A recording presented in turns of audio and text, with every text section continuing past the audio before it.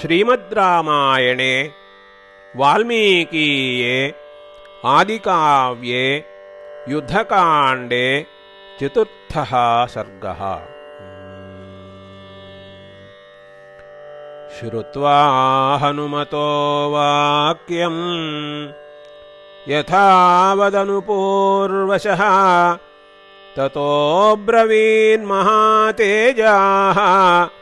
रामः सत्यपराक्रमः। यां निवेदयसे लङ्कां पुरीं भीमस्य रक्षसः क्षिप्रमेनां मथिष्यामि सत्यमेतद्ब्रवीमि ते।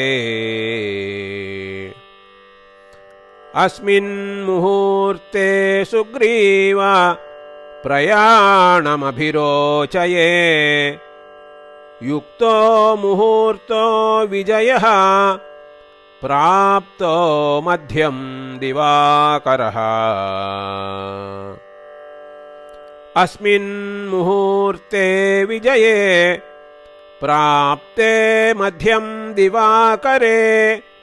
सीतां हृत्वा तु मे जातु क्वासौ यास्यति यास्यतः।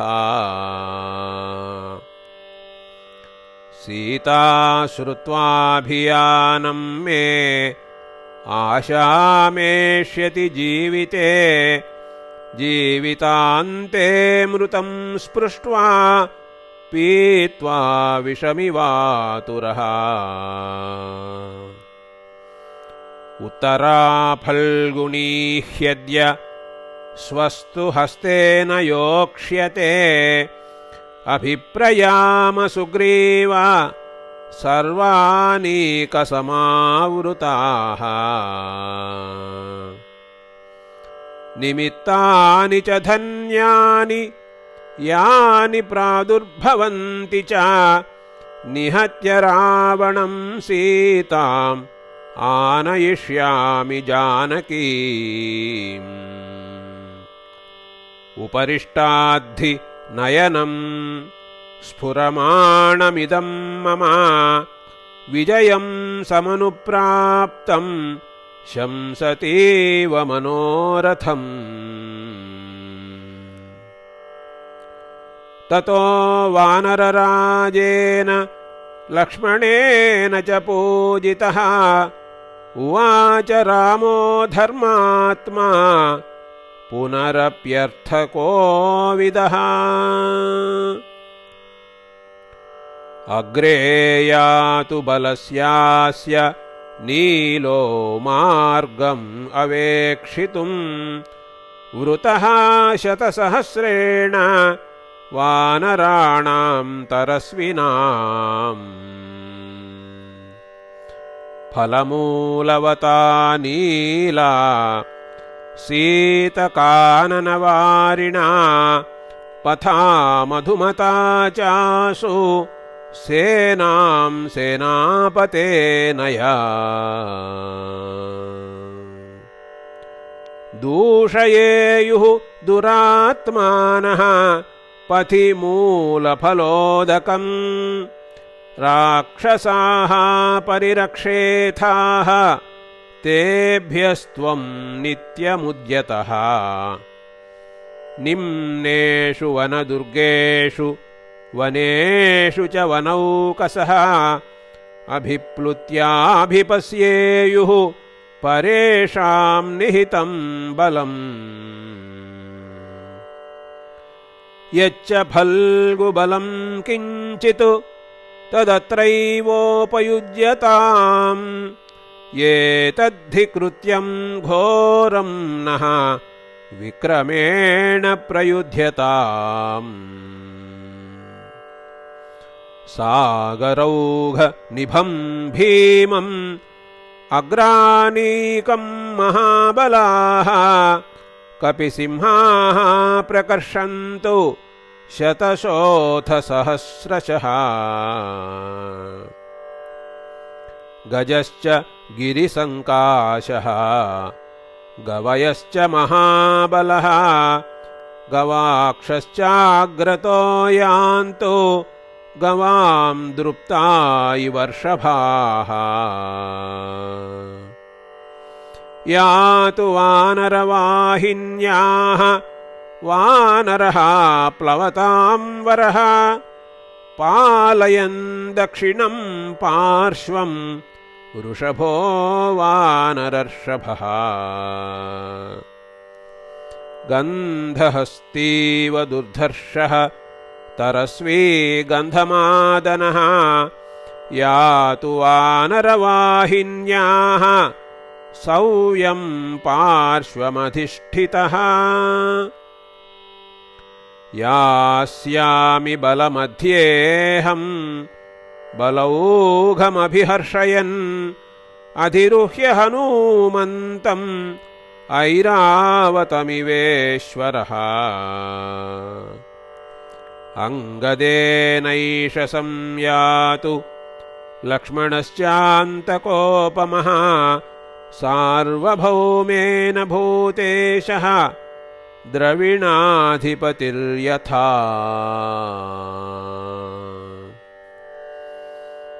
जाम्बवांश्च सुषेणश्च वेगदर्शी च वानरः वृक्षराजो महासत्त्वः कुक्षिं रक्षन्तु ते त्रयः राघवस्य वचः श्रुत्वा सुग्रीवो वाहिनीपतिः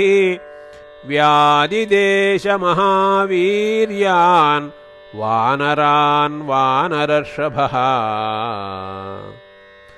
ते वानरगणाः सर्वे समुत्पत्य युयुत्सवः गुहाभ्यः शिखरेभ्यश्च आशु पुप्लुविरे तदा ततो वानरराजेन लक्ष्मणेन च पूजितः जगाम रामो धर्मात्मा ससैन्यो दक्षिणां दिशम् शतैः शतसहस्रैश्च कोटिभिरयुतैरपि वारणाभैश्च हरिभिः ययौ परिवृतस्तदा तं यान्तम् अनुयाति स्म महती हरिवाहिनी द्रुप्ताः प्रमुदिताः सर्वे सुग्रीवेणाभिपालिताः आप्लवन्तः प्लवन्तश्च गर्जन्तश्च प्लवङ्गमाः क्ष्वेळन्तो निनदन्तस्ते जग्मुः वै दक्षिणां दिशम् भक्षयन्तः सुगन्धीनि मधूनि च फलानि च उद्वहन्तो महावृक्षान् मञ्जरीपुञ्जधारिणः अन्योन्यं सहसा द्रुप्ताः निर्वहन्ति क्षिपन्ति च पततश्चाक्षिपन्त्यन्ये पातयन्त्यपरे परान् रावणो नो निहन्तव्यः सर्वे च रजनीचराः इति गर्जन्ति हरयः राघवस्य समीपतः पुरस्तात् वृषभो वीरः नीलः कुमुद एव च पन्थानं शोधयन्ति स्म वानरैर्बहुभिः सह मध्ये तु राजा सुग्रीवः रामो लक्ष्मण एव च बहुभिः बलिभिः भीमैः वृताः शत्रुनिबर्हणाः हरिः शतबलिर्वीरः कोटिभिर्दशभिर्वृतः सर्वामेको ह्यवष्टभ्य ररक्ष हरिवाहिनीम् कोटिशतपरिवारः केसरीपनसो गजः अर्कश्चातिबलः पार्श्वम् एकं तस्याभिरक्षति सुषेणो जाम्बवांश्चैव वृक्षैश्च बहुभिर्वृतौ सुग्रीवं पुरतः कृत्वा जघनं संररक्षतुः तेषां सेनापतिर्वीरः नीलो वानरपुङ्गवः सम्पतन् पततां श्रेष्ठः तद्बलं पर्यपालयत् दरीमुखः प्रजङ्घश्च रम्भोऽथ रभसः कपिः सर्वतश्च ययुर्वीराः त्वरयन्तः प्लवङ्गमान् एवं ते हरिशार्दूलाः गच्छन्तो बलदर्पिताः अपश्यंस्ते गिरिश्रेष्ठं सह्यं द्रुमलतायुतम् सरांसि च सुफुल्लानि तटाकानि वनानि च रामस्य शासनं ज्ञात्वा भीमकोपस्य भीतवत् वर्जयन्नगराभ्याशान् तथा जनपदानपि सागरौघ निभं भीमं तद्वानरबलं महत् उत्ससर्प महाघोषं भीमघोषैवार्णवः तस्य दाशरथेः पार्श्वे शूरास्ते कपिकुञ्जराः तूर्णम् आपुप्लुः सर्वे सदश्वा इव चोदिताः कपिभ्यामूह्यमानौ तौ शुशुभाते नरोत्तमौ महद्भ्यामिव संस्पृष्टौ ग्रहाभ्यां चन्द्रभास्करौ ततो वानरराजेन लक्ष्मणेन च पूजितः जगाम रामो धर्मात्मा ससैन्यो दक्षिणां दिशम् तमङ्गदगतो रामं लक्ष्मणः शुभया गिरा उवाच परिपूर्णार्थः स्मृतिमान् प्रतिभानवान् हृतामवाप्य वैदेहीं क्षिप्रं हत्वा च रावणम् समृद्धार्थाम् अयोध्यां प्रति यास्यसि महान्ति च निमित्तानि दिवि भूमौ च राघव शुभानि तव पश्यामि सर्वाण्येवार्थसिद्धये अनुवाति शुभो वायुः सेनां मृदुहितः सुखः पूर्णवल्गुस्वराश्चेमे प्रवदन्ति मृगद्विजाः प्रसन्नाश्च दिशः सर्वाः विमलश्च दिवाकरः उशनाश्च प्रसन्नार्चिः अनु त्वां भार्गवो गतः ब्रह्मराशिर्विशुद्धश्च शुद्धाश्च परमर्षयः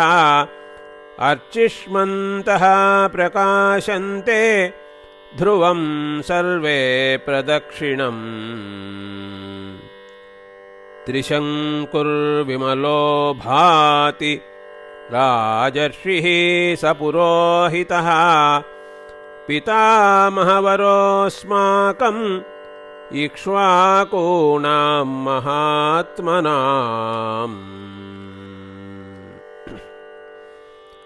विमले च प्रकाशे ते विशाखे निरुपद्रवे नक्षत्रवरमस्माकम् इक्ष्वाकूणां महात्मनाम्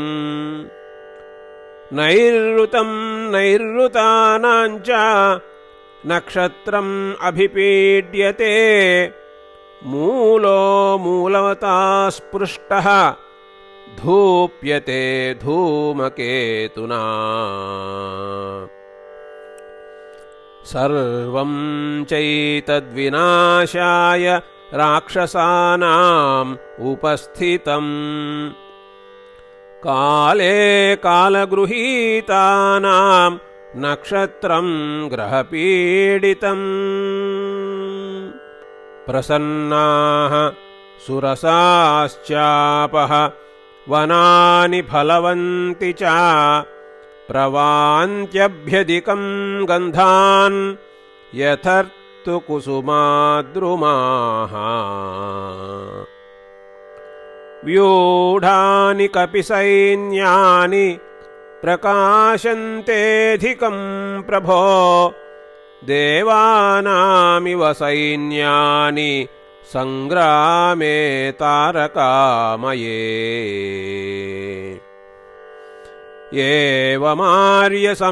एवमार्यसमीक्ष्यैतान्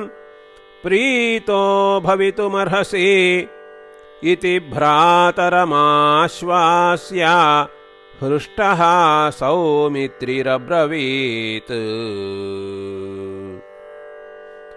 अथावृत्य महीं कृत्स्नाम् जगाम महती च मोः रुक्षवानरशार्दूलैः नखदंष्ट्रायुधैर्वृता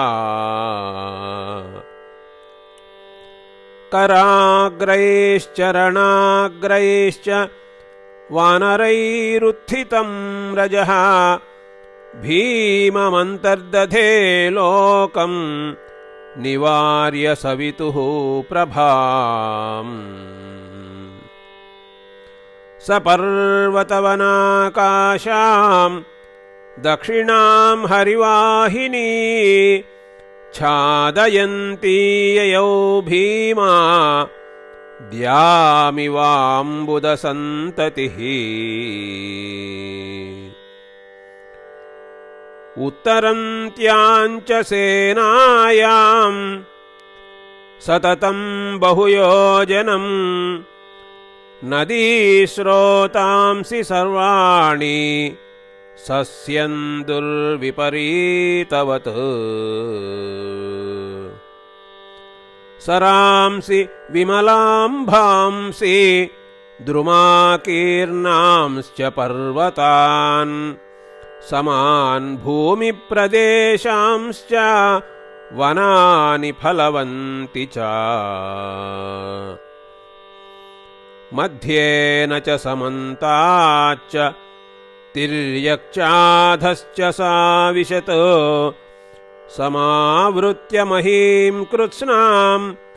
जगाम महती च मुहुः ते हृष्टमनसः सर्वे जग्मुर्मारुतरंहसः हरयो राघवस्यार्थे समारोपितविक्रमाः हर्षवीर्यबलोद्रेकान् दर्शयन्तः परस्परं यौवनोत्सेकजान् दर्पान् विविधांश्चक्रुरध्वनि तत्र केचिद्द्रुतं जग्मुः उत्पेतुश्च तथा परे केचित् किलकिलां चक्रुः वानरा वनगोचराः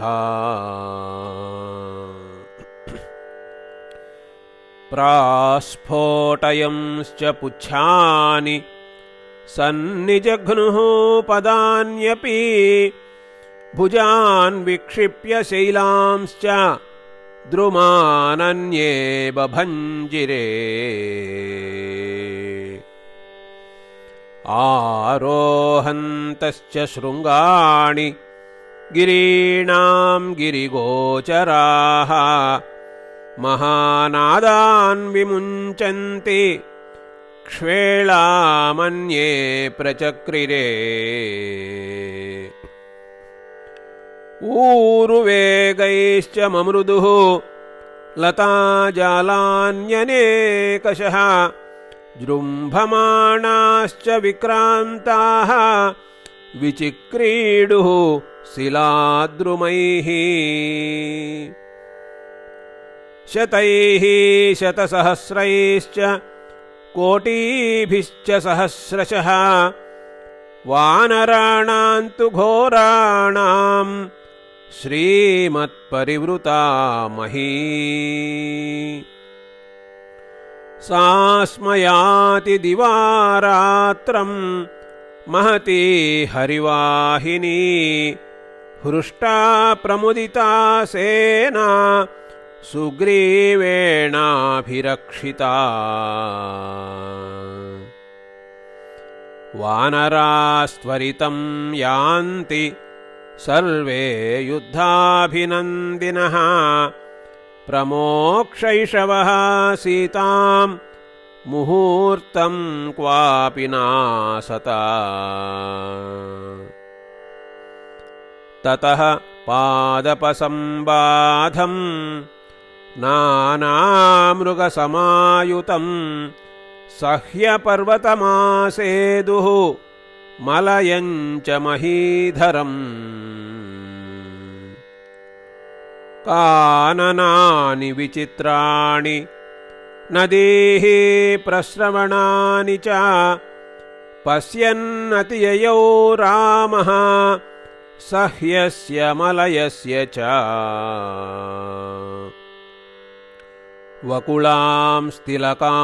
वकुलांस्तिलकांश्चूतान्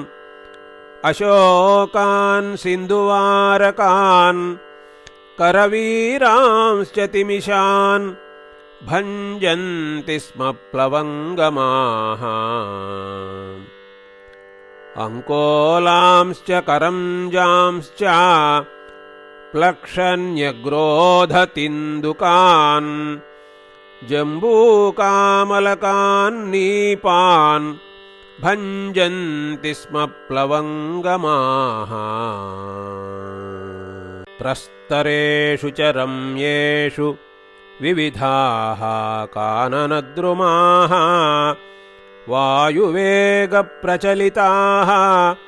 पुष्पैरवकिरन्ति तान् मारुतः सुखसंस्पर्शः वाति चन्दनशीतलः षट्पदैरनुकूजद्भिः वनेषु मधुगन्धिषु अधिकं शैलराजस्तु धातुभिः सुविभूषितः धातुभ्यः प्रसृतो रेणुः वायुवेगविघट्टितः सुमहद्वानरानीकं छादयामास सर्वतः गिरिप्रस्थेषु रम्येषु सर्वतः सम्प्रपुष्पिताः केतक्यः सिन्धुवाराश्च वासन्त्यश्च मनोरमाः माधव्यो गन्धपूर्णाश्च कुन्दगुल्माश्च पुष्पिताः चिरिबिल्वा मधुकाश्च वकुलाः प्रियकास्तथा स्फूर्जकास्तिलकाश्चैव नागवृक्षाश्च पुष्पिताः चूताः पाटलयश्चैव कोविदाराश्च पुष्पिताः मुचुलिन्दार्जुनाश्चैव सिंशुपाः कुटजास्तथा धवाः शाल्मलयश्चैव रक्ताः कुरवकास्तथा हिन्ताळास्तिनिशाश्चैव चूर्णकानीपकास्तथा नीलाशोकाश्च वर्णाः अंकोलाः पद्मकास्तथा प्लवमानैः प्लवंगैस्तु सर्वे पर्याकुलीकृताः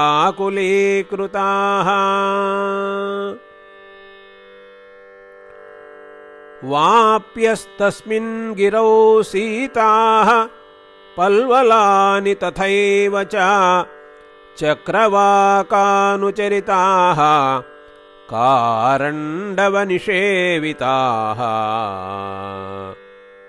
प्लवैः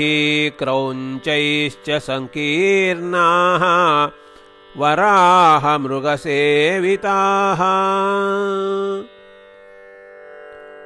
वृक्षैः तरक्षुभिः सिंहैः शार्दूलैश्च भयावहैः व्याळैश्च बहुभिर्भीमैः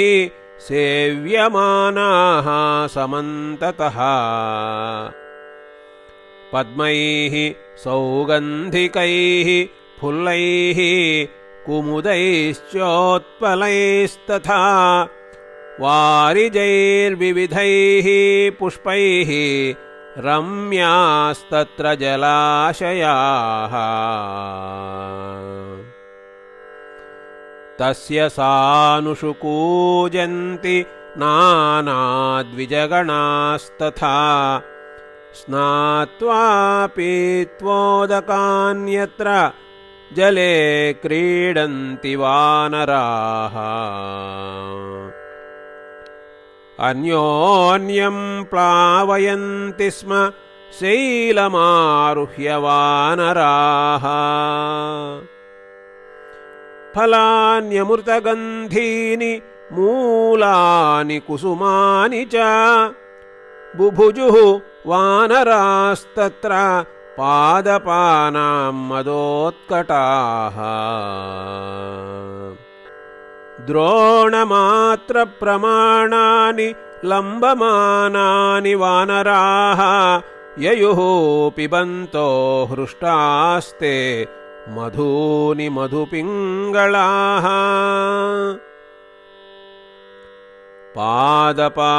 पादपानवभञ्जन्तः विकर्षन्तस्तथा लताः विधमन्तो गिरिवरान् प्रययुः प्लवगर्षभाः वृक्षेभ्योऽन्ये तु कपयः नर्दन्तो मधुदर्पिताः अन्ये वृक्षान् प्रपद्यन्ते प्रपतन्त्यपि चापरे बभूव वसुधा तैस्तु सम्पूर्णा हरियूथपैः यथा कलमकेदारैः पक्वैरिव वसुन्धरा महेन्द्रमथ सम्प्राप्य रामो राजीवलोचनः अध्यारोहन् महाबाहुः शिखरं द्रुमभूषितम् ततः शिखरमारुह्य रामो दशरथात्मजः कूर्ममीनसमाकीर्णम् अपश्यत् सलिलाकरम् ते सह्यं समतिक्रम्य मलयं च महागिरिम् आसेदुरानुपूर्व्येण समुद्रं भीमनिस्वनम् अवरुह्य जगामाशु वेलावनमनुत्तमम् रामो रमयतां श्रेष्ठः स सुग्रीवः स लक्ष्मणः अथ धौतोपलतलाम् तोयौघैः सहसोत्थितैः वेलामासाद्य विपुलाम् रामो वचनमब्रवीत् ये ते वयमनुप्राप्ताः सुग्रीव वरुणालयम् इहेदानीं विचिन्ता सा यानः पूर्वं समुत्थिता अतः परमतीरोऽयं सागरः सरितां पतिः न चायम् अनुपायेन शक्यः तरितुमर्णवः तदिहैव निवेशोऽस्तु मन्त्रः प्रस्तूयतामिति यथेदं वानरबलं परं पारमवाप्नुयात्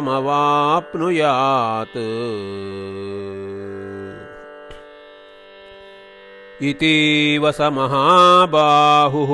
सीताहरणकर्षितः रामः सागरमासाद्य वासमाज्ञापयत्तदा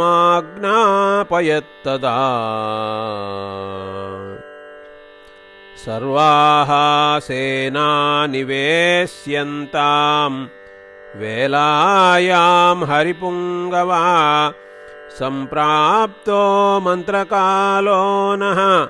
सागरस्यास्य लङ्घने स्वां स्वां सेनां समुत्सृज्य मा च कश्चित् कुतो व्रजेत् गच्छन्तु वानराः शूराः ज्ञेयं छन्नं बलं च नः रामस्य वचनं श्रुत्वा सुग्रीवः सह लक्ष्मणः सेनां न्यवेशयत् तीरे सागरस्य द्रुमायुते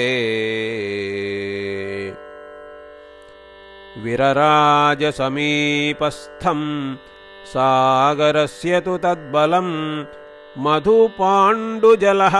श्रीमान् द्वितीय इव सागरः वेलावनमुपागम्य ततस्ते हरिपुङ्गवाः विनिविष्टाः परं पारं काङ्क्षमाणा महोदधेः तेषां निविशमानानां सैन्यसन्नाहनिस्वनः अन्तर्धाय महानादम् अर्णवस्य प्रशुश्रुवे सा वानराणां ध्वजिनी सुग्रीवेणाभिपालिता त्रिधा निविष्टा महती रामस्यार्थपराभवत्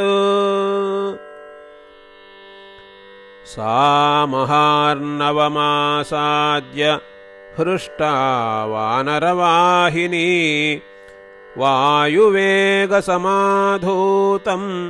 पश्यमाना महार्णवम् दूरपारम् असम्बाधं रक्षोगणनिषेवितं पश्यन्तो वरुणावासं निषेदुर्हरियूथपाः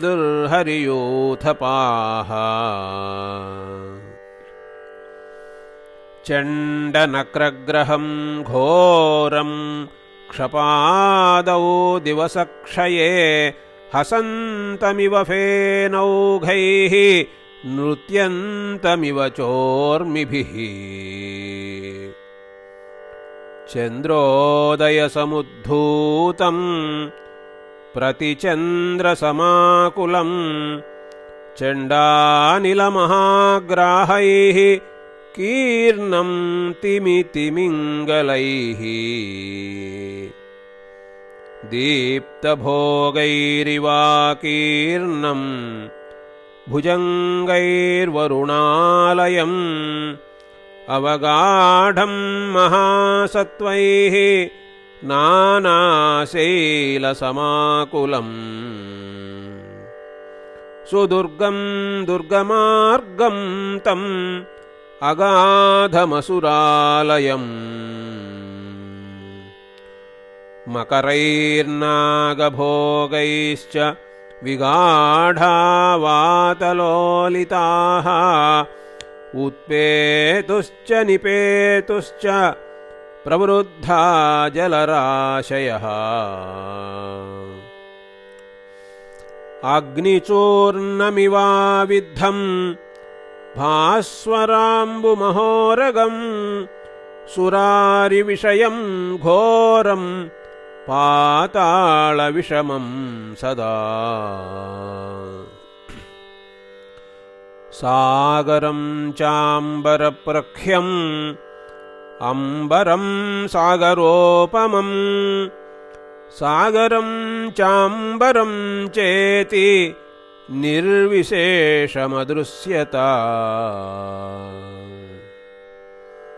सम्पृक्तं नभसाप्यम्भः सम्पृक्तं च नभोऽम्भसा तादृग्रूपे स्म दृश्येते तारारत्नसमाकुले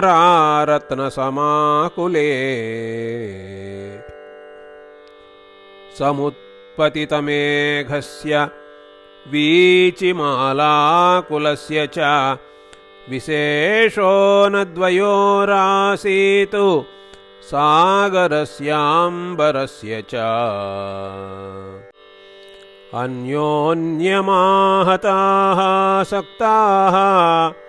सस्वनुर्भीमनिस्वनाः ऊर्मयः सिन्धुराजस्य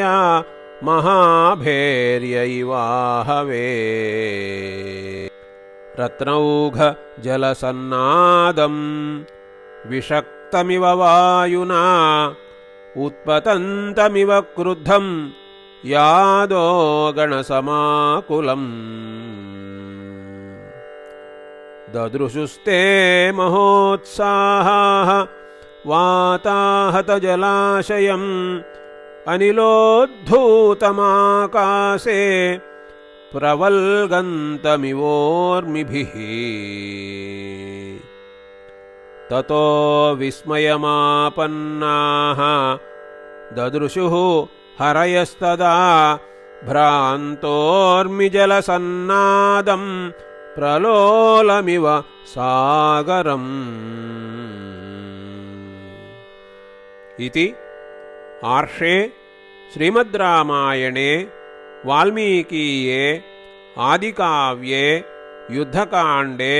चतुर्थः सर्गः।